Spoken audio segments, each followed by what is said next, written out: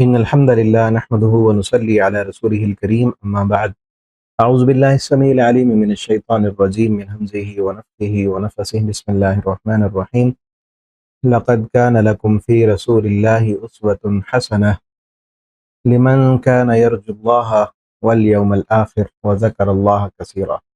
آج انشاءاللہ سورہ احزاب کا تیسرا رکوع پڑھیں گے ہم۔ انتہائی اہم ترین باتیں ہیں، مختصر رکوع ہے۔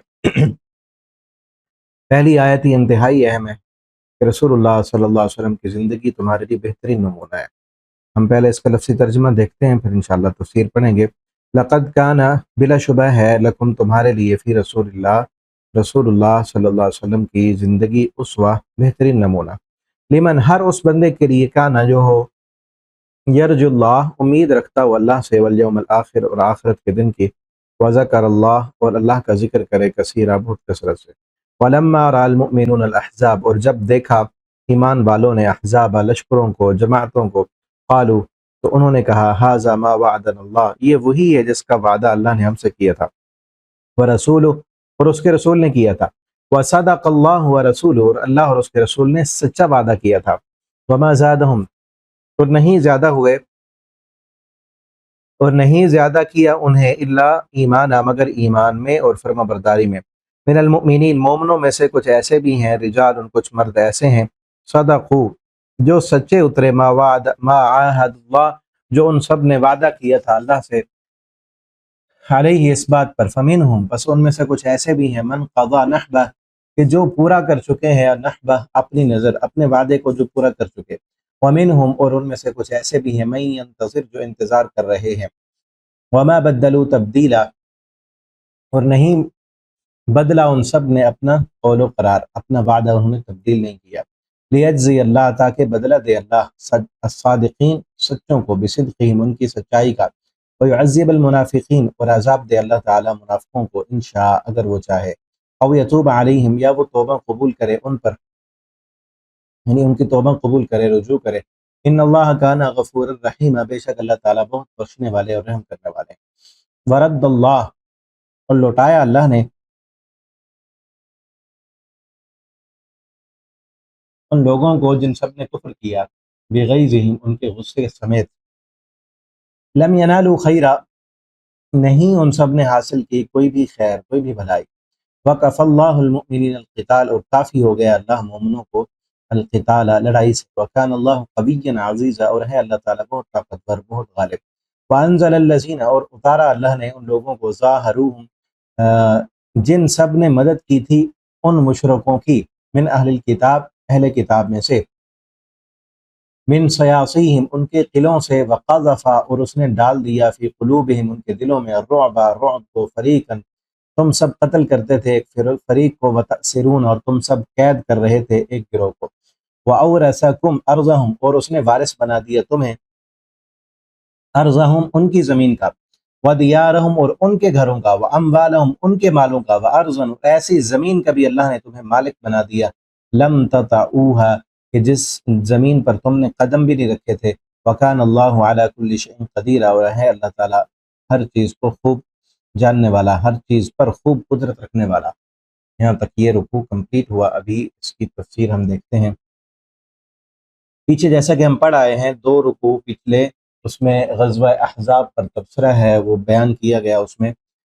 اب غزوہ احزاب میں کچھ لوگ منافق تھے کہ جنہوں نے اس غزوے میں شرکت نہیں کی، گھر بیٹھے رہے، دوسروں کو بھی روکتے رہے، اس لیے ڈر گئے کہ سارا کفر جو ہے وہ جمع ہے، مکہ کے مشرک بھی ہیں، مدینہ کے یہودی بھی ہیں، اور سارے عرب کے قبائل، بڑے بڑے جو جنگجو لڑاکے، سب لوگ آ کر اسلام کو مٹانے کے لیے آئے ہیں، تو یہ جنگ تو اب جو ہے مسلمان ہار جائیں گے، کیونکہ ان کے دل میں تو کمزوری تھی نا، نفاق تھا، وہ نہیں گئے اس جہاد میں، اپنے آپ کو محفوظ رکھا انہوں نے کہ ہم اپنے گھروں میں رہیں گے، اور آ کر اجازت لیتے کہ ہمارے گھر خالی ہیں، کوئی حفاظت کرنے والا نہیں ہے، آپ ہمیں اجازت دیں، آپ ہمیں گھر رہنے دیں، تو آپ صلی اللہ علیہ وسلم ان کو اجازت دے دیتے۔ تو اس کے بعد وہ باتیں بیان کرنے کے بعد اللہ تعالیٰ یہ فرما رہے ہیں، لَقَدْ كَانَ لَكُمْ فِي رَسُولِ اللَّهِ، تمہارے لیے رسول اللہ صلی اللہ علیہ وسلم کی زندگی بہترین نمونہ ہے۔ یرجو اللہ یوم الآخر، جو بندہ اللہ سے ملاقات کی امید رکھتا ہے، قیامت کے دن کی جس کو امید ہے، اس بندے کے لیے تو رسول اللہ صلی اللہ علیہ وسلم کی زندگی بہترین نمونہ ہے نا۔ تم یہ کیوں کر رہے ہو؟ یعنی تمہیں جس کام کے لیے رسول اللہ صلی اللہ علیہ وسلم نے حکم دیا، کیا وہ خود نہیں کر رہے؟ تمہارے دل میں اگر یہ بات آ گئی کہ بڑی مشکل غزوہ ہے، بہت مشکل جنگ ہے، حالات بڑے ٹف ہیں، ہمیں محنت کرنی پڑے گی، ہمیں تکلیفیں اٹھانی پڑے گی، ہمیں جو ہے ہمارے جسم پہ زخم لگ سکتے ہیں، ہماری جان جا سکتی ہے، تو کیا نبی کریم صلی اللہ علیہ وسلم یہ سارے کام نہیں کر رہے تھے؟ وہ بھی تو انسان ہے، وہ بھی تو تمہاری ہی طرح ہے۔ کیا انہوں نے صرف تمہیں خندق کھودنے کا حکم دیا، وہ خود نہیں کھود رہے تھے؟ کیا وہ خود میدان جنگ میں آگے نہیں تھے؟ آپ صلی اللہ علیہ وسلم تو فرنٹ لائن پہ ہیں۔ کیا آپ صلی اللہ علیہ وسلم نے بھوک پیاس برداشت نہیں کی؟ اگر تم نے ایک پیٹ پہ پتھر باندھا ہوا ہے نا، تو رسول اللہ صلی اللہ علیہ وسلم نے اپنے پیٹ پہ 2 پتھر بندھے ہوئے۔ تم بھوکے اور پیاسے ہو تو وہ بھی بھوکے اور پیاسے ہیں۔ جس طرح تم جو ہے خندق کی کھدائی کر رہے ہو، رسول اللہ صلی اللہ علیہ وسلم بھی ساتھ ساتھ ہیں، آپ بھی کام کر رہے ہیں۔ تمہارے جسم پہ مٹی لگی ہے تو رسول اللہ صلی اللہ علیہ وسلم کے جسم پہ بھی مٹی لگی ہے۔ آپ نے بھوک اور پیاس برداشت کی ہے تو رسول اللہ صلی اللہ علیہ وسلم نے بھی کی ہے۔ تمہارے لیے تو ہم نے اسی لیے بہترین نمونہ بنایا ہے۔ یہ نہیں ہے کہ تمہیں مشقت میں ڈالا ہے اور خود جو ہے وہ سکون سے بیٹھے ہوئے ہیں، تمہیں جہاد پہ بھیج کر خود گھر میں محفوظ ہیں۔ نہیں، ایسی بات تو نہیں تھی۔ رسول اللہ صلی اللہ علیہ وسلم تو خود میدان جنگ میں ہے، خود آگے ہیں، ہر کام کر رہے ہیں، اور جو کام نہیں ہو رہا صحابہ سے وہ کام آ کر بتاتے ہیں کہ اللہ کے پیغمبر ہم سے یہ کام نہیں ہوتا، آپ وہ خود کر رہے ہیں۔ پچھلے لیکچر میں بتایا تھا نا، ایک چٹان آ گئی خندق کھودتے ہوئے، صحابہ کرام آئے، اللہ کے پیغمبر بہت بھاری بھرکم چٹان ہے، بہت سخت ہے، وہ نہیں ٹوٹ رہی ہم سے۔ آپ خود نیچے اترے، کدال پکڑا ہاتھ میں اور مارا، اس چٹان پہ ضربیں لگائیں، وہ ٹوٹ گئی، ریزہ ریزہ ہو گئی۔ اس چٹان نے بھی رسول اللہ صلی اللہ علیہ وسلم کا حیا کیا ہے، ٹھیک ہے نا؟ تو آپ صلی اللہ علیہ وسلم کی زندگی صحابہ کے لیے اور تمام مسلمانوں کے لیے، جو بندہ اللہ سے ملاقات کرنے کی امید رکھتا ہے، ان سب کے لیے بہترین نمونہ ہے۔ اور یہی نمونہ ہمارے لیے بھی ہے۔ ہر معاملے میں، ہر شعبے میں آپ صلی اللہ علیہ وسلم کی زندگی کو اللہ نے نمونہ بنایا ہے، اور ایسے ایسے حالات آپ صلی اللہ علیہ وسلم کی زندگی پہ آئے ہیں کہ خصوصاً جس انسان پر تکلیفیں آتی ہیں نا، جس انسان پہ پریشانیاں آتی ہیں، مشکلات آتی ہیں، دکھ اور درد آتے ہیں، پریشان ہو جاتا ہے، ایسے انسان کے لیے نبی کریم صلی اللہ علیہ وسلم کی زندگی اور زیادہ نمونہ ہے۔ اللہ رب العالمین نے بنائی ایسی ہے زندگی کہ ہر انسان اگر دیکھنا چاہے آپ صلی اللہ علیہ وسلم کی زندگی کو تو دیکھ سکتا ہے۔ پریشان ہوتا ہے، بے قرار ہوتا ہے، دکھوں میں ہوتا ہے، اس وقت بھی کہ جس وقت نبی کریم صلی اللہ علیہ وسلم کے صحابہ جو ہے جن پر یہ حالات آئے جنگ کے، اس وقت بھی نمونہ تھی آپ صلی اللہ علیہ وسلم کی زندگی، اور پھر بعد میں بھی تمام انسانوں کے لیے۔ اب دیکھیں، آپ صلی اللہ علیہ وسلم یتیم پیدا ہوئے ہیں۔ آپ کی آمد سے پہلے ہی نبی کریم صلی اللہ علیہ وسلم کے والد اس دنیا سے رخصت ہو گئے۔ آپ نے اپنے والد کو نہیں دیکھا۔ آج اگر کوئی بندہ یتیم ہے، اس کو یتیمی جو ہے وہ ستا رہی ہے، وہ پریشان ہوتا ہے، ڈپریشن میں چلا جاتا ہے، تو اسے بھی دیکھنا چاہیے کہ میں اکیلا یتیم نہیں ہوں۔ ایک یتیم مکہ بھی تھے کہ جس کو اللہ رب العالمین نے اس کائنات کا سردار بنا دیا تھا۔ تو یتیم ہے، اس کو اپنی یتیمی ستا رہی ہے کہ اللہ نے میرے ساتھ کیوں ایسے کر دیا، میرے والدین کو کیوں اللہ نے فوت کر لیا۔ تو اس کو بھی دیکھنا چاہیے کہ جس کا باپ نہیں، رسول اللہ صلی اللہ علیہ وسلم کا بھی باپ نہیں تھا، بغیر باپ کے سائے کے پیدا ہونے سے پہلے آپ صلی اللہ علیہ وسلم کے باپ فوت ہو گئے۔ جس کی ماں فوت ہو جائے، آپ صلی اللہ علیہ وسلم 6 سال کے تھے، آپ کی والدہ بھی فوت ہو گئی۔ جس کو تنہائی ستائے، آپ صلی اللہ علیہ وسلم سفر میں ہیں، سفر میں اپنی والدہ کے ساتھ جا رہے تھے، سفر میں آپ صلی اللہ علیہ وسلم کی والدہ فوت ہوگی۔ 6 سال کا بچہ آپ دیکھیں کہ وہ کتنی مشکل اس پر آئے گی، کتنی پریشانی آئے گی۔ پھر چچا نے پالا، پھر جو ہے پھر دادا نے پالا کچھ عرصہ، پھر چچا کے پاس گئے، چچا پالتے رہے، وہ پرورش کرتے رہے، پھر آپ صلی اللہ علیہ وسلم خود تجارت کرتے رہے، سفر کیے، ٹھیک ہے نا؟ جب بڑے ہوئے، آپ صلی اللہ علیہ وسلم نے تجارت کی، اور اتنی بہترین تربیت، اتنا بہترین اخلاق، اور اتنی اللہ تعالیٰ نے برکتیں اور رحمتیں عطا کی کہ حضرت خدیجہ رضی اللہ تعالیٰ عنہ ان کا مال تجارت کر لے کر گئے کہ انہوں نے آپ صلی اللہ علیہ وسلم کی سچائی اور صداقت کو دیکھ کر آپ سے شادی کی، خود پیشکش کی، اور شادی کے بعد پھر آپ صلی اللہ علیہ وسلم کے جب نبوت کا دور آتا ہے، کتنی تکلیفیں آئی ہیں۔ اگر آج کوئی اس لیے پریشان ہوتا ہے اور غمگین ہوتا ہے کہ میرے اپنے مجھے ستا رہے ہیں، میرے خلاف ہو گئے ہیں، اسے بھی رسول اللہ صلی اللہ علیہ وسلم کی زندگی دیکھنی چاہیے۔ فی رسول لقد کان لکم فی رسول اللہ اسوۃ حسنہ، کہ آپ صلی اللہ علیہ وسلم کو بھی آپ کے اپنوں نے ستایا تھا، آپ کے اپنے تھے، رشتہ دار تھے، مکہ والے تھے، سب سے پہلے جو مخالف بنے آپ صلی اللہ علیہ وسلم کا کوئی غیر نہیں، آپ کا چچا تھا، جس نے کہا تھا تبا لک یا محمد لہذا جمعتنا، آپ نے جب کہا قولوا لا الہ الا اللہ تفلحوا تملک العرب والعجم، لا الہ الا اللہ پڑھ لو، اللہ رب العالمین اس کلمے کی برکت سے تمہیں عرب و عجم کا مالک بنا دیں گے۔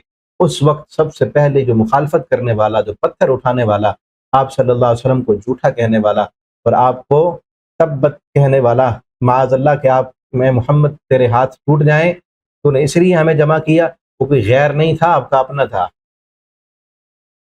اور پھر صرف اسی موقع پر نہیں، آپ صلی اللہ علیہ وسلم جب بھی جہاں بھی جاتے تبلیغ کے لیے، ایک صحابی بیان کرتے ہیں کہ میں نے ایک بازار میں دیکھا ایک بندہ وہ دعوت دے رہا تھا لا الہ الا اللہ قولوا لا الہ الا اللہ، اس کے پیچھے ایک بوڑھا تھا، اس کے پاس ایک تھیلا تھا، اس میں پتھر تھے، پتھر اٹھا کے وہ اسے مارتا تھا اور کہتا تھا کہ یہ میرا بھتیجا ہے، یہ میرا بھتیجا ہے، اس کی باتوں میں نہ آنا۔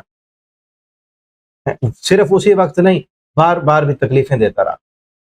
کتنی تکلیفیں ہیں، کس قدر ستایا گیا کہ حتیٰ کہ آپ صلی اللہ علیہ وسلم کو مکہ چھوڑنے پر مجبور کر دیا، آپ نے اپنا گھر بار چھوڑ دیا، جس کے اپنے اس کو اپنے علاقے میں نہ رہنے دیں اور نکلنے پر مجبور کر دیں، اسے بھی رسول اللہ صلی اللہ علیہ وسلم کی زندگی سے سبق سیکھنا چاہیے کہ آپ کے اپنوں نے بھی آپ کے گھر سے آپ کو نکال دیا تھا، اور جس کو بیٹیاں اللہ نے دی ہوں، بیٹا نہ دیا ہو، اس کے لیے بھی رسول اللہ صلی اللہ علیہ وسلم کی زندگی بہترین نمونہ ہے کہ آپ کے بیٹے بچپن میں ہی فوت ہو گئے، بیٹیاں ہی بیٹیاں تھیں، اس کے لیے بھی نمونہ ہے نا۔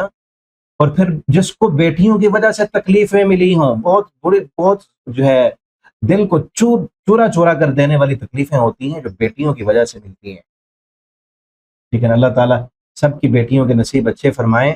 رسول اللہ صلی اللہ علیہ وسلم کو بھی بیٹیوں کی طرف سے، بیٹیوں کی وجہ سے تکلیفیں دی گئیں، کتنی بڑی تکلیفیں ہیں کہ آپ صلی اللہ علیہ وسلم کی، آپ کے اعلان نبوت سے پہلے آپ کی 2 بیٹیوں کا نکاح ہوا تھا ابو جہل کے بیٹے سے۔ جب آپ صلی اللہ علیہ وسلم نے اعلان نبوت کیا، اس نے جا کر کہا اپنے بیٹوں سے کہ تم جو ہے غالباً ابو لہب کے بیٹے سے، تم اپنے جو ہے محمد صلی اللہ علیہ وسلم کی بیٹیوں کو طلاق دے دو، تو انہوں نے آپ صلی اللہ علیہ وسلم کی بیٹیوں کو رخصتی سے پہلے ہی طلاق دے دی، طلاق ہو گئی۔ آپ صلی اللہ علیہ وسلم کو یہ بھی تکلیفیں ملی ہیں۔ اور پھر آپ صلی اللہ علیہ وسلم کی ایک بیٹی جس کا نکاح ہو چکا تھا نبوت سے پہلے، آپ صلی اللہ علیہ وسلم جب ہجرت کر کے گئے ہیں مدینہ میں، وہ بیٹی آپ صلی اللہ علیہ وسلم کی ابو العاص کے پاس مکہ میں ہی ہے۔ آپ ہجرت کر کے مدینہ پہنچ گئے، سارے آپ نے صحابہ کو تو لے گئے، لیکن آپ کی بیٹی مکہ میں ہے۔ لیکن کتنی تکلیف ہے، کتنی پریشانی کہ وہ کافروں کے چنگل میں، اور جو کافر مجھے مار رہے تھے، مارنے کا پلان بنایا ہوا تھا نا، اس رات جس رات آپ صلی اللہ علیہ وسلم ہجرت کر کے آئے ہیں، آپ ہجرت کر کے آ رہے ہیں، اور اس رات جو محاصرہ کیا ہوا تھا انہوں نے، آپ صلی اللہ علیہ وسلم کو پیچھے سے اشتہاری قرار دے دیا کہ جو بھی آپ کا سر لائے گا، زندہ یا مردہ لائے گا، اس کو 100 سرخ اونٹ ملیں گے۔ اس قدر جو ہے وہ تکلیفیں اور پریشانیوں کے عالم میں آپ مکہ مدینہ میں پہنچے، آپ کی بیٹی مکہ میں ہے، اور جب پیچھے بلایا گیا تو پھر بھی ظالموں نے جو ہے وہ بیٹیوں سے بدلے لیے ہیں۔ آپ صلی اللہ علیہ وسلم کی بیٹی کو ستایا، ان کے اونٹ سے جو ہے نا ان کو گرا دیا، اور ان کے پیٹ میں جو ہے بچہ تھا، حاملہ تھیں، اور پھر اس تکلیف سے زخمی ہو گئی، پھر اونٹ پر اتنا لمبا سفر کیا، اس تکلیف کی وجہ سے مدینہ پہنچی اور بیمار ہو گئی، اور چند دنوں کے بعد شہید ہو گئی، فوت ہو گئی۔ اتنی تکلیفیں ہیں، بیٹیوں کی وجہ سے ستایا گیا نا۔ آپ کی آنکھوں میں آنسو آ گیا، کہا ظالموں بیٹیوں سے بدلے لیتے ہو،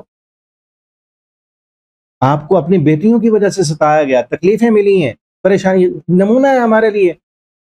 رسول اللہ صلی اللہ علیہ وسلم کو تکلیفیں ملی ہیں، اور آپ صلی اللہ علیہ وسلم کی راہوں میں گڑھے کھودے گئے ہیں، کانٹے بچھائے گئے ہیں، آپ کو زہر آلودہ گوشت کھلایا گیا ہے، قتل کے حملے کیے گئے ہیں، کتنی مرتبہ آپ صلی اللہ علیہ وسلم کو جو ہے قتل کرنے کی کوشش کی گئی ہے۔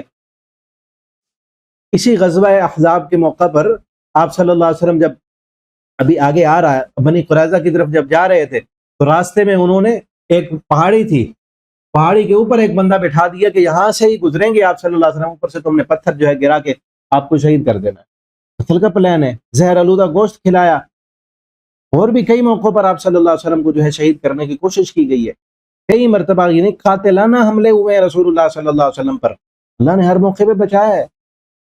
یعنی یہ نمونہ ہے ہمارے لیے. اور تکلیفیں کئی دن تک گھر میں جو ہے وہ چولہا نہیں جل رہا، کھانے کو کچھ نہیں ہے. ابھی اگلے رکوع میں آئے گا کہ ازواج مطہرات نے مطالبہ کیا تھا کہ ہمارا خرچہ بڑھا دو. آپ صلی اللہ علیہ وسلم نے کہا میرے گھر میں رہنا ہے تو پھر اسی پہ گزارا کرنا پڑے گا. آگے کل کے رکوع میں آئے گا، اگلے رکوع میں. تو رسول اللہ صلی اللہ علیہ وسلم کی زندگی ہر حال میں ہر بندے کے لیے یہ نمونہ ہے، جس کے جو غربتوں میں ہے، جو تکلیفوں میں ہے، بیماریوں میں ہے. نبی کریم صلی اللہ علیہ وسلم کو بھی جو ہے بیماریاں بھی آئیں، آپ غربت میں تھے، آپ جو ہے، اور غربت آپ صلی اللہ علیہ وسلم نے یہ نہیں تھا کہ مجبوراً تھی، آپ نے اس کو خود ہی پسند کیا تھا. آپ نے خود اللہ سے دعائیں کی، اللہم احیینی مسکینہ، اللہ مجھے مسکینوں میں زندہ رکھ، وامتنی مسکینہ، مجھے مسکینوں میں فوت کرنا، واحشرنی فی زمرۃ المساکین، اور مسکینوں کے زمرے میں ہی اٹھانا. کئی دن تک جو ہے چولہا نہیں جلتا تھا. آپ صلی اللہ علیہ وسلم جب اس دنیا سے گئے ہیں، اس دنیا سے جب گئے، امی عائشہ رضی اللہ تعالیٰ عنہ فرماتی اس دن جو ہے جو گھر میں ہم نے 3-4 دن جو راشن کھانا پکایا ہے، وہ ہم نے جو تھے نا وہ ادھار لیے ہوئے تھے ہمسائے کے گھر سے. وہ جو لالٹین جلتا رہا ہے، اس رات جو دیا جلا ہے آپ کے گھر میں، اس دیے میں جلنے والا تیل بھی امی عائشہ کہتے ہیں میں نے ہمسائے سے ادھارا لیا ہوا تھا. کائنات کے سردار ہیں، امام الانبیاء ہیں، جن کو اللہ نے اس کائنات کا سب سے اعلیٰ و عرفہ انسان بنایا ہے، اس دنیا میں آخری رات جو گزار رہے ہیں، اور اس رات میں جو دیا جل رہا ہے، جو روشنی ہو رہی ہے، اس میں جلنے والا تیل بھی اپنا نہیں ہے. نمونہ ہے کہ نہیں؟ ہمیں تھوڑی سی چیز نہ ملے اور ہم جو ہے وہ بے قرار ہو جائیں. دین کے راستے پہ چلنے والے، ہم پیچھے پڑھا ہے نا سورہ عنکبوت میں، اللہ فرماتے ہیں احسب الناس ان یترکوا ان یقولوا آمنا وهم لا یفتنون. تم نے کیا سمجھ لیا کہ تم کہو گے ہم ایمان لائے اور تمہیں آزمایا نہیں جائے گا؟ آزمائیں گے، ہم بھوکے رکھ کے بھی آزمائیں گے. وَلَنَبْلُوَنَّكُمْ بِشَيْءٍ مِّنَ الْخَوْفِ وَالْجُوعِ وَنَقْصٍ مِّنَ الْأَمْوَالِ وَالْأَنفُسِ وَالثَّمَرَاتِ وَبَشِّرِ الصَّابِرِينَ. ہم ضرور آزمائیں گے، دیکھیں گے، پرکھیں گے، کبھی بھوکا رکھ کے، کبھی پریشانیاں دے کے، کبھی جو ہے خوف مسلط کر کے، کبھی جو ہے کاروبار میں نقصان دے کر، کبھی تمہاری جانوں میں نقصان دے کر. وَبَشِّرِ الصَّابِرِينَ، اور صبر کرنے والوں کے لیے خوشخبری ہیں. تکلیفیں اور پریشانیاں تو آئیں گی، لیکن جو بندہ یہ کہے کہ میں تو دین کے لیے نکلا تھا اور مجھے یہ بھوک برداشت کرنی پڑ رہی ہے، میرے پاس تو کچھ بھی نہیں، میں تو پریشان ہو گیا، میرا تو کوئی ساتھ دینے والا ہی نہیں، سارے ہی میرے خلاف ہیں، اتنی تکلیفیں اور پریشانی ہیں، جو ان کو برداشت ہی نہ کر سکے وہ دین کے راستے پہ کہاں چلے گا؟ اسی لیے تو اس موقع پر کہا گیا تھا نا کہ اتنی زیادہ تکلیفیں. اب دیکھیں نا، تھوڑی تکلیفیں اس غزوہ احزاب کے موقع پر کہ 1 مہینے تک محاصرہ ہے، 1 مہینے تک خوف مسلط ہے. سارا جو ہے سارا عرب مل کر مدینے کو مٹانے کے لیے آیا ہوا ہے. یہ نہیں کہ تھوڑی بہت جنگ ہے اور برابر کے لوگ ہیں اور جنگ لڑ رہے ہیں، نہیں، 3000 مسلمان ہیں اور سامنے جو ہے 10,000 کا لشکر ہے، اور سارا عرب مل کے پوری اپنی قوتیں، طاقتیں اور اسلحہ لے کر آیا ہوا ہے. اور کس مقصد کے لیے آیا ہے؟ ان کو مٹا کر ہی دم لیں گے، ختم کر دیں گے ان کو. اور پورا 1 مہینہ بھوک بھی برداشت کی ہے، پیاس بھی برداشت کی ہے، تھکاوٹ بھی برداشت کی ہے، محنت بھی کی ہے، خندق بھی کھودی ہے، اور اس کے بعد اللہ کی مدد آئی. اللہ نے آزمایا ہے نا، پورا 1 مہینہ آزمایا ہے. زلزلوا زلزالا شدیدا پہ پیچھے پڑ کے اللہ فرماتے ہیں اس قدر آزمائش تھی کہ ہلا کر رکھ دیے گئے. بلغت القلوب الحناجر، اتنی زیادہ تکلیفیں تھی، اتنا خوف تھا. بلغت القلوب الحناجر، دل جو ہے وہ حلق کو آتے تھے، جان نکلنے والی تھی. اور دشمن جو منافق تھے، کمزور ایمان والے، وہ تو ایسے لگتا تھا جیسے ان پر موت آ گئی ہے. پچھلے رکوع میں پڑھا ہے نا، ان کو جب کہا جاتا کہ جاؤ نکلو جنگ کے لیے میدان میں، تو ان کو تو دیکھ کے ایسے لگتا تھا کہ ابھی مرتے ہیں یہ. لیکن جو مومن تھے، وَلَمَّا رَأَى الْمُؤْمِنُونَ الْأَحْزَابَ، آگے دیکھیں اگلی آیت میں مومنوں کا نقشہ کھینچا گیا. وَلَمَّا رَأَى الْمُؤْمِنُونَ الْأَحْزَابَ، جب مومنوں نے ان جماعتوں کو دیکھا، قَالُوا هَذَا، انہوں نے کہا هَذَا مَا وَعَدَنَا اللَّهُ، یہ وہی ہے جس کا اللہ نے ہم سے وعدہ کیا اور اللہ کے رسول نے وعدہ کیا. وَصَدَقَ اللَّهُ وَرَسُولُهُ، اللہ اور اس کے رسول نے سچا ہی وعدہ کیا. وَمَا زَادَهُمْ إِلَّا إِيمَانًا وَتَسْلِيمًا، وہ ایمان اور تسلیم میں، فرما برداری میں اور زیادہ ہو گئے. منافقوں نے کیا کہا تھا؟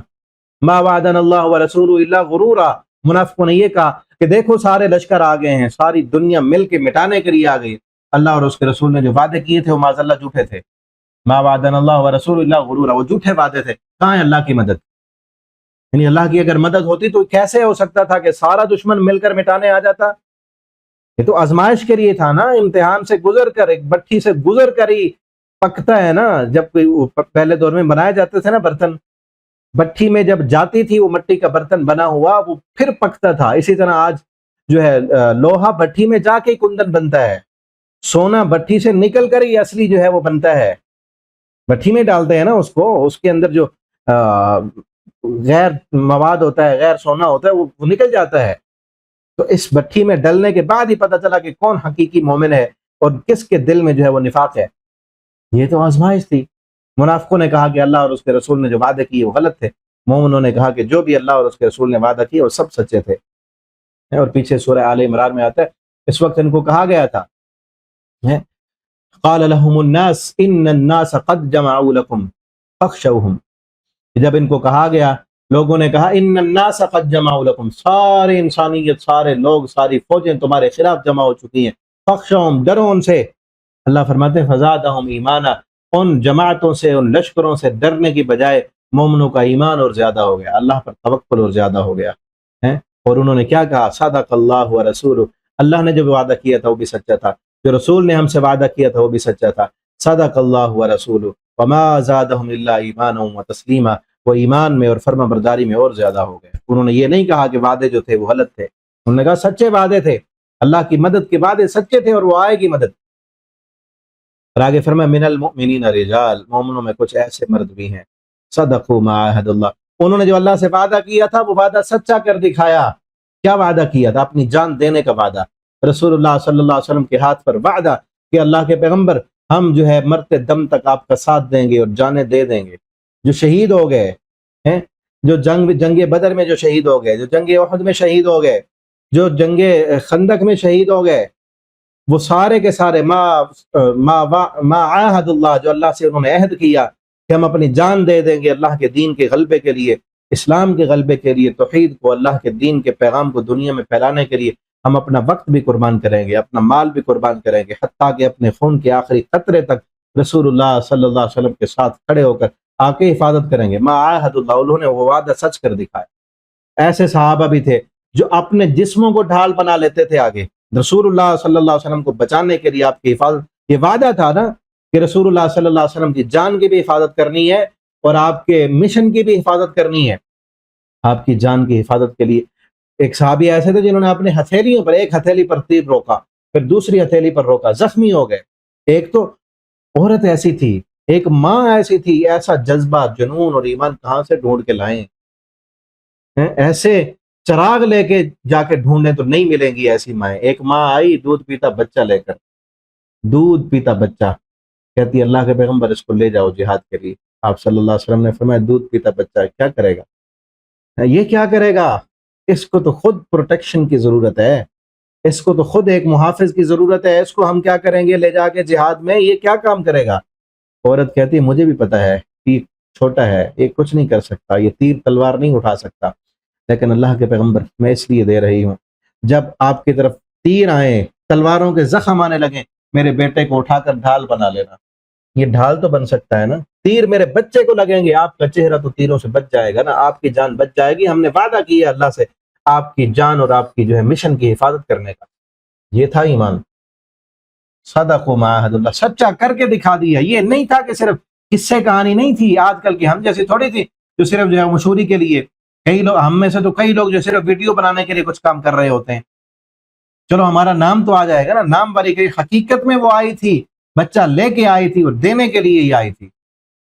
اسی طرح ایک صحابی ہیں اور صحابی ہیں، وہ آئی غزوہ احد کے موقع پر. نبی کریم صلی اللہ علیہ وسلم جب غزوہ سے واپس آ رہے تھے، آ کے پوچھتی ہے رسول اللہ صلی اللہ علیہ وسلم کا کیا حال ہے. اس کو بتایا جاتا ہے کہ اس جہاد میں، اس غزوے میں آپ کے والد فوت ہو گئے، شہید ہو گئے آپ کے والد. وہ کہتے ہیں میں نے اپنے والد کا تو نہیں پوچھا، میں نے رسول اللہ کا پوچھا ہے. آگے بھاگتی ہے، ایک اور بندہ ملتا ہے، اس سے پوچھتی ہے رسول اللہ صلی اللہ علیہ وسلم کا کیا حال ہے، کیا آپ محفوظ ہیں؟ وہ بندہ اسے کہتا ہے رسول اللہ کا تو مجھے علم نہیں، لیکن میں یہ جانتا ہوں کہ آپ کے بھائی اس جنگ میں شہید ہو چکے ہیں. اس نے کہا میں نے بھائیوں کا نہیں پوچھا، میں نے رسول اللہ کے بارے میں پوچھا تھا. آگے بھاگتی ہے، ایک اور بندہ اسے ملتا ہے، اس سے پوچھتی ہے رسول اللہ صلی اللہ علیہ وسلم کا کیا حال ہے، کیا آپ محفوظ ہیں؟ کیونکہ اس موقع پر تو افواہ پھیلا دی گئی تھی نا، رسول اللہ صلی اللہ علیہ وسلم کو شہید کر دیا گیا. وہ بندہ اسے کہتا ہے مجھے رسول اللہ کے بارے میں علم نہیں ہے، لیکن مجھے یہ علم ہے کہ تیرا شوہر اس جنگ میں شہید ہو گیا ہے. تو کہتی میں نے اپنے شوہر کے بارے میں تو نہیں پوچھا تھا، میں نے رسول اللہ کے بارے میں پوچھا ہے، مجھے ان کی فکر ہے، مجھے ان کے بارے میں بتاؤ. کہتا مجھے نہیں معلوم. آگے بھاگتی ہے، ایک اور بندہ ملتا ہے، اس سے پوچھتی ہے رسول اللہ صلی اللہ علیہ وسلم کا کیا حال ہے. وہ کہتا ہے میں رسول اللہ کے بارے میں نہیں جانتا، لیکن میں یہ پہچانتا ہوں کہ آپ کے بیٹے بھی اس جنگ میں شہید ہو گئے. ایک عورت جس کے سارے سہارے ایک ہی دن میں ایک ہی جگہ پر ختم ہو چکے ہیں، باپ بھی شہید، بھائی بھی شہید، خامد بھی شہید، بیٹے بھی شہید، سب ختم ہو چکے ہیں. کہتی میں نے بیٹوں کے بارے میں تو نہیں پوچھا تھا نا، میں نے رسول اللہ کے بارے میں پوچھا تھا. آگے بھاگتی ہے، دوڑتی ہے، اس کو بتایا جاتا ہے رسول اللہ صلی اللہ علیہ وسلم محفوظ ہیں اور فلاں جگہ پہ ہیں.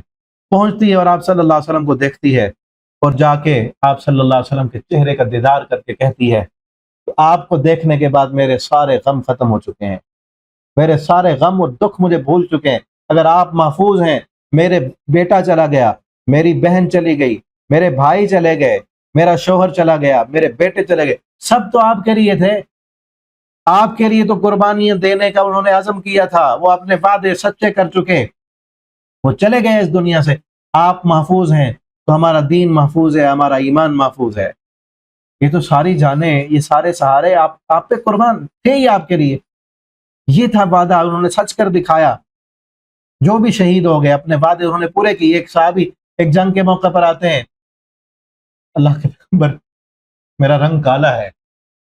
آگے کیا کہتے ہیں؟ اللہ کے پیغمبر میرا رنگ کالا ہے. ایمان لائے، مسلمان ہوئے، کہتے ہیں اللہ کے پیغمبر میرا رنگ کالا ہے، میری شکل و صورت اچھی نہیں ہے، لوگ مجھ سے نفرت کرتے ہیں، لوگ مجھ سے میرے اس کالے رنگ کی وجہ سے، میری بدصورتی کی وجہ سے، ناک موٹا ہے، ہونٹ موٹے ہیں، لوگ مجھ سے نفرت کرتے ہیں، مجھ سے کوئی پیار نہیں کرتا میرے اس اچھی شکل نہ ہونے کی وجہ سے، اور مجھے کوئی رشتہ دینے کے لیے تیار نہیں ہے. کیا اگر میں شہید ہو جاؤں تو میرا رب مجھے بھی جنت دے گا کیا؟ یعنی اس قدر دنیا سے وہ مایوس ہو چکا تھا کہ کوئی بندہ بھی مجھے پیار بھری نظر سے دیکھنے والا نہیں. غلام تھے، اور اس دور میں غلاموں کو تو ویسے ہی مارا پیٹا جاتا تھا. آج بھی تو وہی دور جاہلیت ہم گزار رہے ہیں نا. غلاموں کے ساتھ اور مزدوروں کے ساتھ کیا سلوک کیا جاتا ہے، اور پھر مزدور بھی جو ایسا ہو جس کا کوئی پیچھے اس کو سپورٹ کرنے والا ہے، اس کا کوئی ولی وارث نہ ہو، اور کسی ظالم کے ہتھے چڑھ جائے، کیا حال اس کا کیا جاتا ہے. وہ بھی ایسا تھا، زندگی سے مایوس کہ کوئی مجھ سے پیار نہیں کرتا، کوئی مجھے پیار کا جملہ بولنے کے لیے تیار نہیں ہے، کوئی اچھی نظروں سے دیکھنے کے لیے تیار نہیں ہے، قد چھوٹا ہے، رنگ جو ہے وہ کالا ہے، کیا اللہ مجھے بھی قبول کر لیں گے؟ نبی کریم صلی اللہ علیہ وسلم نے فرمایا ہاں، اللہ تجھے بھی جنت دیں گے. اللہ شکلوں کو نہیں دیکھتے. ان اللہ لا ينظر الى صورکم واموالکم ولکن ينظر الى قلوبکم واعمالکم. اللہ تمہارے مالوں کی طرف، تمہاری صورتوں کی طرف نہیں دیکھتے تم کیسے ہو، اللہ دل کو دیکھتے ہیں کہ دل میں ایمان کتنا ہے. روایت میں آتا ہے کہ اس نے نا، اس صحابی نے، اس کی ہاتھ میں چند کھجوریں تھیں، وہ کھجوریں کھا رہا تھا. آپ صلی اللہ علیہ وسلم کی زبان سے جب سنا نا کہ ہاں تیرے لیے بھی جنت ہے، یہ جہاد ہو رہا ہے، جنگ ہو رہی ہے، اگر تو اس جنگ میں لڑتا ہوا اللہ کے راستے میں شہید ہو جاتا ہے تو اللہ تجھے بھی جنت عطا کریں گے. اللہ شکلوں کو نہیں دیکھتے. اس نے وہ کھجوریں پھینک دی. کہتے کھجوریں کھاتے کھاتے مجھے دیر لگ جائے گی، کہیں وعدہ جو ہے وہ وفا نہ ہو سکے.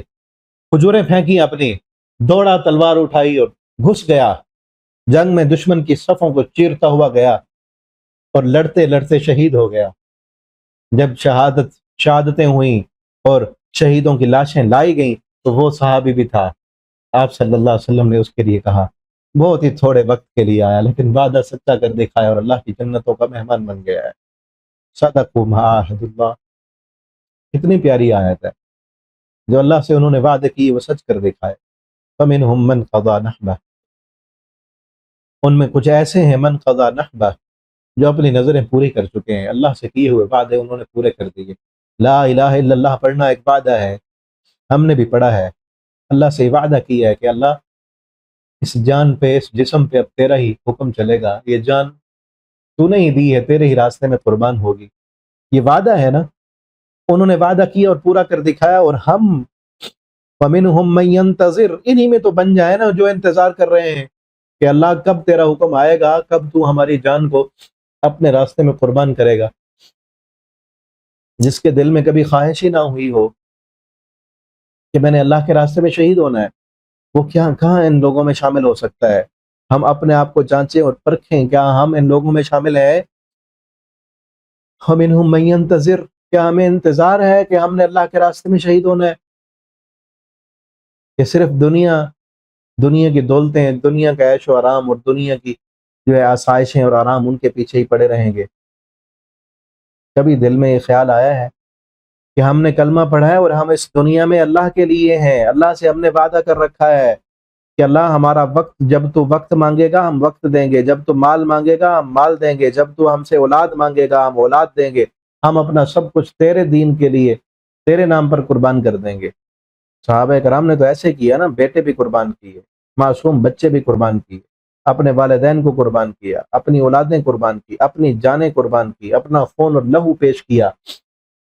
منہم من ینتظر، کچھ ایسے ہیں جو ابھی انتظار میں ہیں، انہی صحابہ کے بارے میں۔ اور آج بھی جو بندہ اس مشن پر ہو، جس کا عقیدہ، ایمان اور جس کا نظریہ یہ ہو کہ اللہ نے مجھے پیدا کیا ہے، میں نے کلمہ پڑھا ہے اور میرے اس جسم پر مرضی میرے رب کی چلے گی، وہ بھی انہی میں شامل ہے۔ اللہ ہمیں بھی شامل کر لیں ان لوگوں میں کہ جو انتظار میں ہیں کہ کب اللہ کا وعدہ آئے، کب اللہ موقع دے ہمیں، اللہ کے دین کے لیے ہم کٹ مریں، اللہ کے راستے میں ہم جہاد کریں۔ اور پھر اس وقت جو ہے نا ہماری امت کی جو حالت بن چکی ہے، سوچنا چاہیے حکمرانوں کو کہ کب وہ وعدہ وفا کرنے کا جو ہے وقت آئے گا۔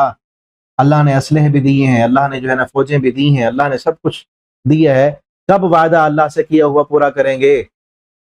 کب اللہ سے وعدہ کیا ہوا پورا کریں گے؟ لا الہ الا اللہ کا معنی تو یہی ہے نا کہ زمین پر اللہ کا نفاذ ہوگا، اللہ کے حکم کا نفاذ ہوگا، اللہ کی شریعت کا نفاذ ہوگا، اور جو رکاوٹ بنے گا، جو آڑے آئے گا، جو نہیں اس زمین پر اللہ کے حکم کو نافذ نہیں ہونے دے گا، ہم اس کے خلاف لڑیں گے، اپنے مال کے ساتھ، اپنی جانوں کے ساتھ، اللہ کے دیے ہوئے اسلحے کے ساتھ ہم لڑیں گے۔ اور کب تک لڑیں گے؟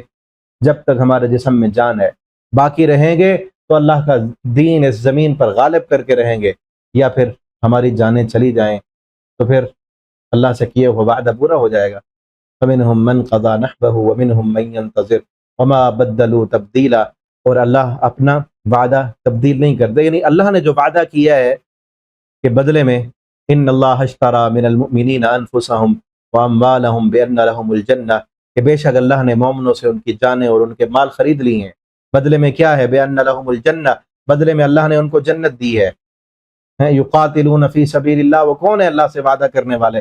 جن کی جانیں اور مال اللہ نے خرید لی ہیں۔ یقاتلون فی سبیل اللہ، وہ اللہ کے راستے میں قتال کرتے ہیں، اللہ کے راستے میں وہ جہاد کرنے والے ہیں۔ فیقتلون ویقتلون، وہ جا کر دشمن کی صفوں میں گھستے ہیں، ان کو مارتے ہیں یا خود شہید ہو جاتے ہیں۔ وعدن علیہ حقا فی التوراۃ والانجیل والقرآن، یہ سورہ توبہ ہے۔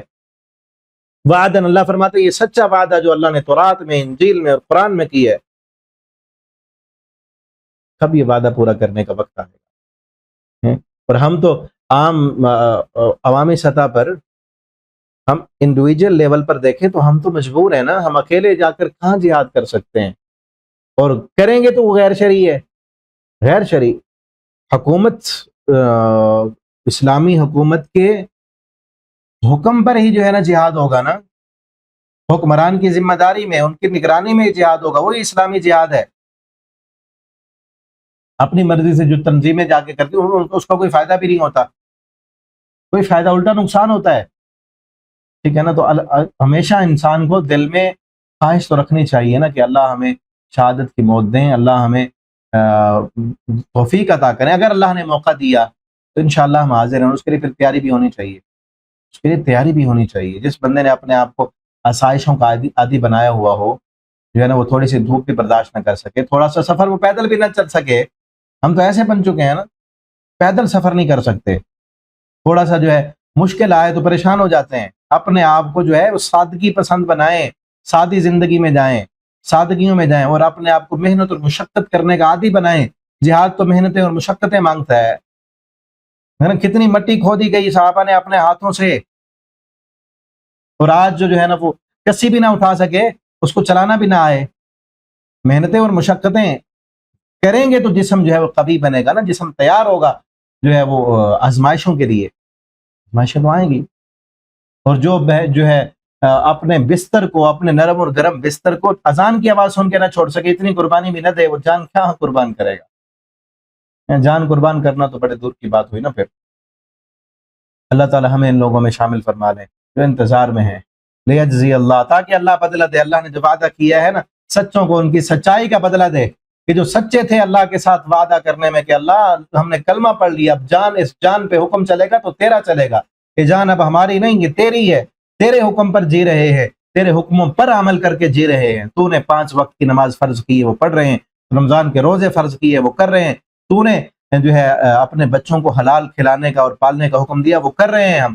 اللہ تیرے دین کے لیے جب تو نے کہا، جب ضرورت پڑی، ہم جان بھی دیں گے، ہم وقت بھی دیں گے، ہم مال بھی دیں گے، جو انہوں نے وعدہ کیا وہ وعدہ پورا کیا، اور اس وعدے کے نتیجے میں اللہ نے جو ان سے وعدہ کیا کہ تمہیں جنت ملے گی، جنت کے باغ ملیں گے، ہمیشہ کی زندگی ملے گی، ہمیشہ کی جوانی ملے گی، اور ہمیشہ ہمیشہ کا عیش و آرام ملے گا، لیجزی اللہ، تاکہ اس وعدے کے مطابق اللہ ان کو بدلہ دے، صادقین بصدقہم ویعذب المنافقین، اور جو منافق تھے، جو ڈر گئے ہیں، جو آزمائشوں سے ڈر گئے، جو پریشانیوں سے ڈر گئے، جنہوں نے اپنے آپ کو سیو کیا، اپنے آپ کو محفوظ کیا، جنہوں نے اپنے جسم کو مشقت میں ڈالنے کی بجائے کیا کہا، ہم نے گھروں میں رہنا ہے، ہم نے نہیں جانا جہاد کے لیے، اللہ ان کو بھی عذاب دے، کیونکہ انہوں نے بھی زبان سے تو وعدہ کیا تھا نا، اس وعدے میں سچے نہیں بنے، آزمائشیں جب آئیں، جب تکلیفوں کا دور آئے تو پیچھے ہٹ گئے، ان کو اللہ عذاب دے اگر اللہ چاہے، او یتوب علیہم، ہاں ابھی زندہ تھے نا جب یہ آیتیں اتر رہی تھی، اللہ ان کی توبہ قبول کر لے۔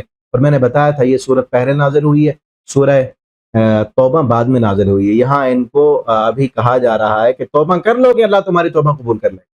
کچھ تھے جنہوں نے توبہ کر لی، سچے اور پکے بن گئے، لیکن زیادہ تر وہی تھے جو ڈٹے رہے، اور پھر سورہ توبہ کے اترنے کے بعد ان کو یہ کہا گیا کہ اب تمہاری توبہ بھی قبول نہیں ہونی، توبہ کا وقت بھی اب ختم ہو چکا ہے، اب آئندہ تمہیں ہم نے کسی بھی غزوے اور مارکے میں لے کے نہیں جانا، او یتوب علیہم ان اللہ کان غفور الرحیم، بے شک اللہ تعالیٰ بخشنے والا اور رحم کرنے والا ہے۔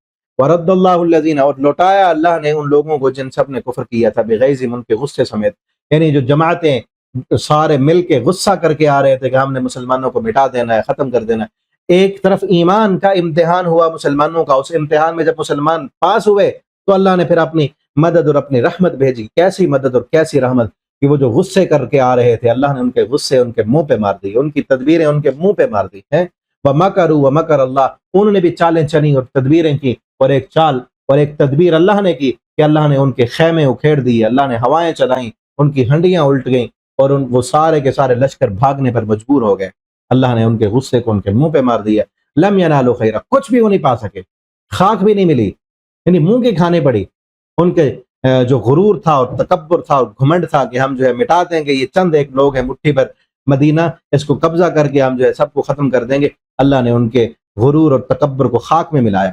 جب مسلمان جذبہ شہادت لے کر اللہ کے راستے میں نکلتا ہے نا تو پھر اللہ دشمن کے غرور کو خاک میں ملاتا ہے۔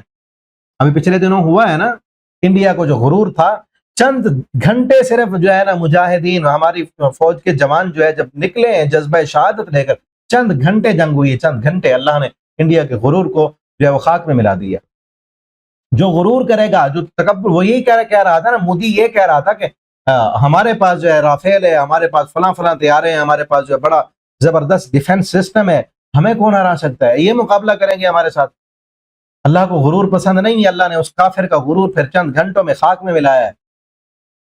یہ بھی کافر تھے اور مسلمانوں کو مٹانے کے لیے جب آئے تھے، ان کا بھی غرور تھا، اللہ نے ان کے غرور کو بھی خاک میں ملا دیا، لیکن ساتھ امتحان بھی تو ہوا نا مسلمانوں کا۔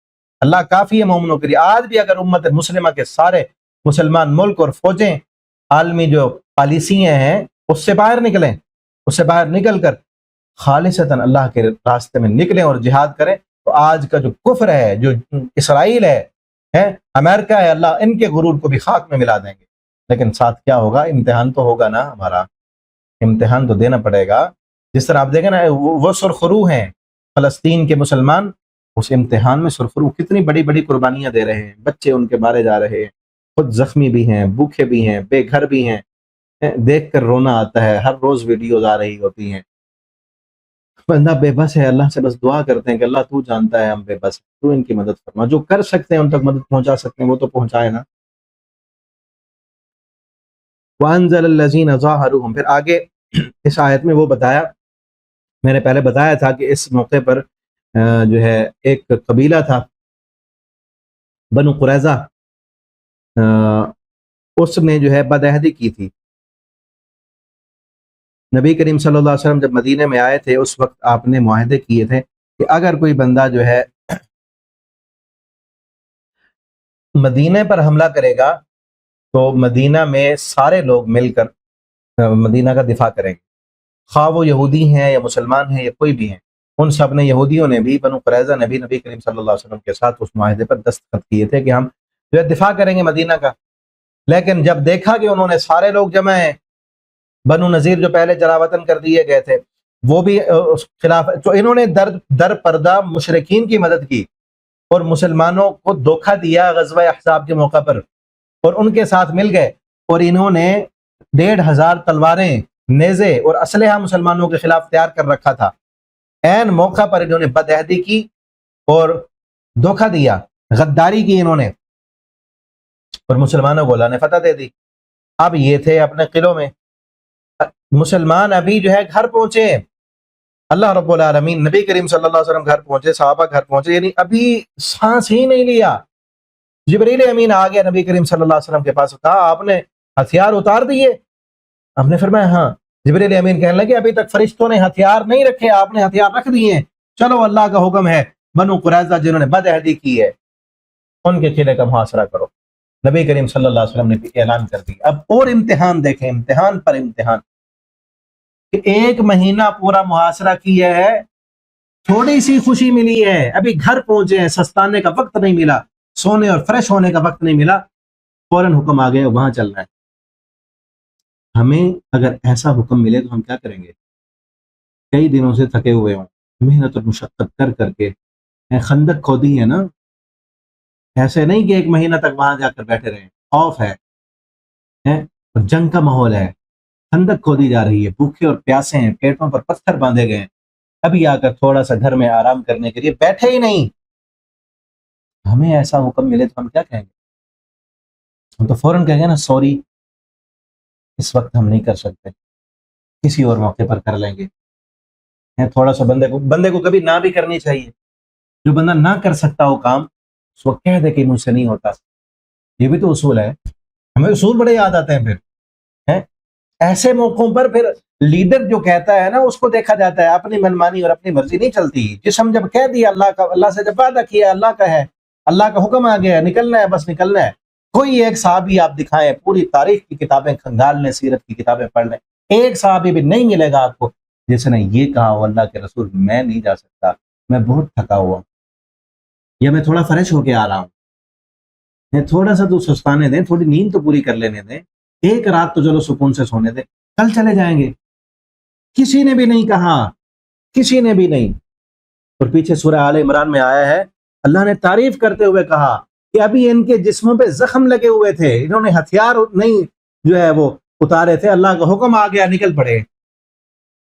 رسول اللہ صلی اللہ علیہ وسلم نے کہا ہتھیار نہیں رکھنے، چلو جنہوں نے بدعہدی کی ہے ان کو بدعہدی کی سزا دینی ہے۔ وہاں جا کے ان کے قلعے کا محاصرہ کیے، 25 دن تک وہاں پہ محاصرہ جاری رہا ہے، پھر 25 دن ان خیبر کے یہودی، حالانکہ پھر اللہ نے ان کے دلوں پہ بھی روب ڈالا ہے۔ دیکھیں ظاہرون، جن سب نے مدد کی تھی ان مشرکوں کی، من اہل کتاب نہیں، ان یہودیوں میں سے، سیاسیم ان کے قلعوں سے، وقذف، اور اللہ نے ان کے دلوں میں روب ڈالا، پھر اللہ نے ان کے دلوں میں بھی مسلمانوں کا روب ڈال دیا، حالانکہ وہ قلعہ بند تھے اور 1 سال کا راشن ان کے پاس موجود تھا، پورا 1 سال وہ قلعوں سے نہ نکلتے تو راشن تھا ان کے پاس، بڑے مضبوط ان کے قلعے تھے، بڑے اسلحہ تھا، بہت طاقت تھی ان کے پاس، لیکن اللہ نے ان کے دلوں میں بھی مسلمانوں کا روب ڈال دیا۔ پھر انہوں نے خود ہی قلعے سے نکل آئے اور کہا کہ فلاں بندہ، انہوں نے ان کے جو حلیف تھے دور جاہلیت میں، سعد بن معاذ جو مسلمان ہو گئے تھے، اوس کے سردار تھے، اوس اور خزرج مدینہ میں جانے سے پہلے 2 مشہور قبیلے تھے، تو انہوں نے کہا کہ یہ جو ہمارے بارے میں فیصلہ کر دیں گے نا وہ ہمیں منظور ہے۔ حضرت سعد اس وقت بیمار تھے، ان کو زخم لگے تھے اسی غزوے میں، وہ مسجد نبی میں تھے اور خون بہہ رہا تھا، ان کا خون بہہ رہا تھا، تو انہوں نے فیصلہ کیا پھر ان کے بارے میں کہ ان کے جو جنگجو ہیں، جو لڑنے کے قابل ہیں، ان سب کو قتل کر دیا جائے، اور جو ان کے چھوٹے بچے ہیں اور عورتیں ان کو غلام بنا لیا جائے۔ ان کی اسی فیصلے کو رسول اللہ صلی اللہ علیہ وسلم نے پسند کیا اور کہا کہ اللہ کا فیصلہ آسمانوں کے اوپر بھی یہی تھا جو سعد آپ نے فیصلہ کیا ہے، ٹھیک ہے نا۔ اور پھر اس پر یہ بعض لوگ کہتے ہیں کہ آپ صلی اللہ علیہ وسلم نے اتنے قتل کیوں کروا دیے؟ کیونکہ یہ بدعہد تھے، غدار تھے، اور جنگ کے دوران جنگ غداری کی سزا کسی بھی، اگر کوئی ایسا لیڈر ہے نا، جو قائد ہے، جو غدار کو اس کی غداری کی پوری سزا نہیں دیتا نا، تو اس کی قیادت میں پھر کمزوری ہے، لیکن اس کی قیادت کبھی قائم نہیں رہ سکتی۔ اگلے آئندہ موقع پر اور غدار پیدا ہوں گے۔ دوران جنگ غداری کرنے والے کو سخت سے سخت سزا دی جاتی ہے، دوران جنگ انہوں نے غداری کی ہے۔ ویسے بھی غدار کی سزا بہت سخت ہے، لیکن جو عین موقع پر غداری کرے دوران جنگ، یعنی وہ مسلط ہو چکے ہیں اور پورے مدینے کو مارنے کے لیے، ختم کرنے کے لیے آئے ہوئے ہیں، یہ انہوں نے عہد کر رکھا تھا کہ ہم نے مدینہ کی حفاظت کرنی ہے، عین موقع پر انہوں نے غداری کی اور پیچھے بھاگ گئے اور مسلمانوں کے خلاف اسلحہ تیار کیا۔ صرف یہ نہیں کہ پیچھے ہٹ گئے، ان مشرکین کی مدد کی ہے انہوں نے، اور پھر اسی غداری کی ان کو سزا دی گئی، ٹھیک ہے نا۔ وَقَذَفَ فِي قُلُوبِهِمُ الرُّعْبَ، اللہ نے ان کے دلوں میں رعب ڈالا۔ تقتلون فریقا، ایک فریق کو تم قتل کر دینی، جو جنگجو تھے، جو بڑے تھے، ان کو قتل کر دیا، اور جو چھوٹے بچے تھے یا عورتیں تھیں ان کو قیدی کر دیا، ان کو قید کر دیا۔ وَأَوْرَثَكُمْ أَرْضَهُمْ وَدِيَارَهُمْ، اور اللہ نے وارث بنا دیا ان کی زمین کا اور ان کے گھروں کا اور ان کے مالوں کا۔ اللہ نے تمہیں مال بھی عطا کیے، اور پھر ان کے قلعے، خیبر میں کئی جو ہے نا ان کے قلعے تھے، اور پھر اتنے بڑے امتحان کے بعد، ایک مہینہ احزاب میں اور 25 دن جو ہے وہ خیبر میں، اس کے بعد اللہ نے زمینیں بھی عطا کی مسلمانوں کو، مال بھی عطا کیا۔ اور حضرت عمر رضی اللہ تعالیٰ عنہ کہتے ہیں کہ ہمیں مال ملا اور ہم نے پیٹ بھر کے، خیبر فتح جب ہوا نا، خیبر کی فتح کے بعد ہم نے پیٹ بھر کے کھانا کھانا شروع کیا، مال بھی دیا اللہ نے، غنیمتیں بھی عطا کی، بہت کچھ آیا۔ اور پھر ایسی زمین کا اللہ نے مالک بنا دیا جس میں انہوں نے قدم بھی نہیں رکھے تھے۔ اور پھر آپ صلی اللہ علیہ وسلم نے ان کی جو یہودیوں کی جو زمینیں تھیں انہی کو دے دیں کرائے پر، وہ کرائے پر جو ہے نا وہ زمینوں کو اگایا کرتے تھے، اور صحابہ کرام جا کر ان سے جو ہے وہ پھر حساب کتاب کر کے واپس آتے تھے۔ ایک صحابی وہاں پہ جو حساب کرنے کے لیے جاتے تھے، وہ تول رہے تھے، کھجوریں تول رہے تھے، ماپ رہے تھے، تو ان یہودیوں نے رشوت دینے کی کوشش کی۔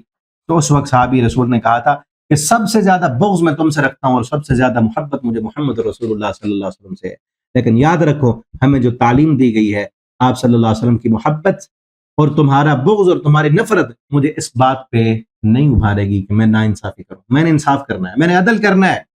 پھر وہ یہودی پکار اٹھے کہ اسی عدل کی وجہ سے تو زمین کا نظام قائم ہے نا، ٹھیک ہے نا۔ ایسی زمینیں بھی عطا کی اور اللہ تعالیٰ ہر چیز پر قادر ہیں۔ تو اس سے آج کے خصوصاً اس سبق سے ہمیں یہ معلوم ہوتا ہے کہ اللہ رب العالمین، ایک تو رسول اللہ صلی اللہ علیہ وسلم کی زندگی ہمارے لیے نمونہ ہے، تکلیفیں، مصیبتیں، پریشانی آپ صلی اللہ علیہ وسلم کی پر بھی آئی ہیں تو ہم پر بھی آ سکتی ہیں، اور پھر اللہ تعالیٰ آزماتے ہیں، مسلمانوں کو بھی آزمایا۔ آزمائش پر جو بندہ ثابت قدم رہے، اللہ کے ساتھ اپنا تعلق جوڑے، جو ہے ڈپریشن کا شکار نہ ہو، مایوس نہ ہو، جو ہے وہ نیگیٹیوٹی نہ پھیلائے، یہ نہ کہے کہ اللہ نے مجھے چھوڑ دیا، پتہ نہیں کیوں آ رہی ہیں تکلیفیں، پتہ نہیں میں کیوں بیمار ہوتا ہوں۔ اس کو دیکھنا چاہیے رسول اللہ صلی اللہ علیہ وسلم کی سیرت، اور پھر جو جنگ کے میدان میں اللہ رب العالمین کے ساتھ اللہ کے دین کے لیے ڈٹ جائے، اللہ رب العالمین پھر ان کی مدد بھی کرتے ہیں۔ اللہ کی طرف سے آسمانوں سے فرشتے بھی نازل ہوتے ہیں، وہ فرشتے نازل ہوئے نا، احزاب کے موقع پر بھی نازل ہوا، پھر وہاں بھی گئے، پھر اللہ نے مدد یہ بھی کی کہ کافروں کے دلوں میں مسلمانوں پر رعب بھی ڈال دی۔ اللہ تعالی ہمیں ان باتوں پر عمل کرنے کی توفیق عطا فرما دیں۔ بارک اللہ لی ولکم فی القرآن العظیم ونفعنی وإیاکم بالآیات والذکر الحکیم، والسلام علیکم ورحمۃ اللہ وبرکاتہ۔